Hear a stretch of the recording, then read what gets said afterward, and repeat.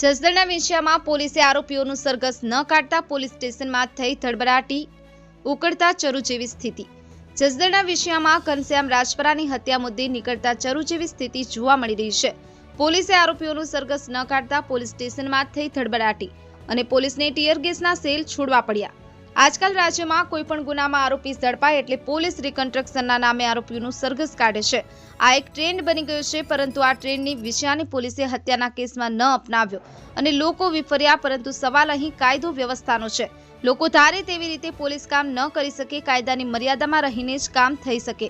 બીજી તરફ લોકોને પણ કાયદો હાથમાં લેવાનો અધિકાર નથી, જે વાતને સારી રીતે સમજવી જોઈએ અને પોલીસની કાર્યવાહીમાં દખલ ન દેવી જોઈએ। ન્યાય માટે લડી શકાય, પરંતુ કાયદાની હદમાં રહીને।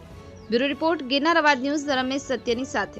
આ ઘટના સંબંધમાં જે રિકન્સ્ટ્રક્શનની કાર્યવાહી છે એ પણ કરવામાં આવી હતી, પણ અમુક લોકો ભેગા થયા અને એ લોકોએ પોલીસ પાસેથી ગેરવ્યાજબી એક માંગણી કરી કે તમે આ આરોપીઓના સરઘસ આખા વિંછિયા ટાઉનમાં તમે કાઢો, જે ખરેખર ગેરવ્યાજબી અને ઇલીગલ બાબત હતી।